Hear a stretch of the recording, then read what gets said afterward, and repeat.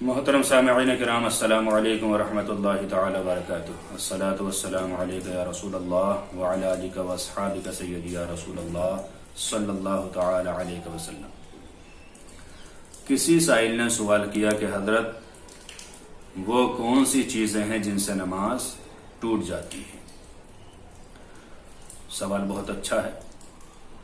دیکھیے حضرات، جب ہم نے نماز شروع کی تھی، تکبیر تحریمہ کہنے کے بعد ہر وہ کام جو نماز کے علاوہ کرنا صحیح ہو، اس کے کرنے سے نماز ٹوٹ جائے گی۔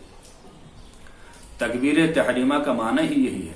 تکبیر معنی اللہ اکبر کہنا، تحریمہ معنی حرام کر دینے والی چیز۔ تکبیر تحریمہ ایسی تکبیر جس نے سارے کاموں کو حرام کر دیا۔ اب جو کام ہم کر سکتے تھے وہ اب نہیں کر سکتے۔ مثال کے طور پر بات کر سکتے تھے، کھانا کھا سکتے تھے، پانی پی سکتے تھے، کچھ بھی کام دنیاوی ہم کر سکتے تھے، دین کے بھی کر سکتے تھے، لیکن اب نہیں کر سکتے۔ تو پتہ چلا کہ یہاں سے نماز شروع ہو گئی ہے۔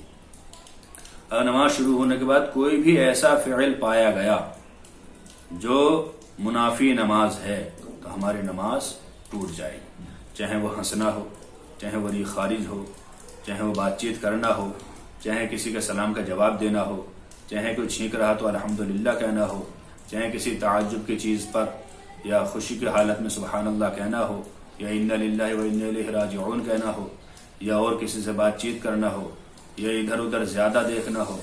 بہرحال جتنے بھی افعال ایسے آتے ہیں کہ جو نماز میں کرنا حرام تھے، وہ کام ہم نے کیے تو نماز ٹوٹ جائے گی۔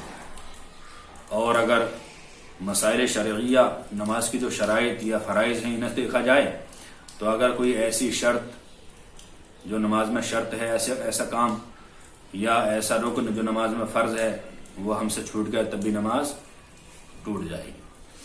مثال کے طور پر طہارت ہے، ستر عورت ہے، استقبال قبلہ ہے، وقت ہے، نیت ہے، یا فرائض لے لیجئے، تکبیر تحریمہ ہے، قیام، رکوع، سجود، قعدہ آخرہ، خروج بسمعہ، ان چیزوں میں سے کوئی چیز بھی ہم بھول گئے یا ٹوٹ گئی یا رہ گئی اور ہمیں نماز میں نیت باندھنے کے بعد یاد آیا کہ ہم تو طہارت سے تھے نہیں، یا ہم سے یہ کام چھوٹ گیا، تو نماز ٹوٹ جائے گی۔ بہرحال اتنا خیال رکھیں کہ جو کام نماز کے علاوہ ہم کرتے تھے، جائز تھے، کر سکتے تھے، اور نیت باندھنے کے بعد وہ ہم پر حرام ہو گئے اور ہم نے پھر وہ کام کر لی تو ہماری نماز ٹوٹ جائے گی۔ اللہ تعالیٰ سے دعا ہے کہ اللہ تعالیٰ ہمیں صحیح مسائل سیکھنے کی توفیق عطا فرمائے اور نماز کو خشوع و خضوع کے ساتھ ادا کرنے کی توفیق عطا فرمائے۔ السلام علیکم ورحمۃ اللہ وبرکاتہ۔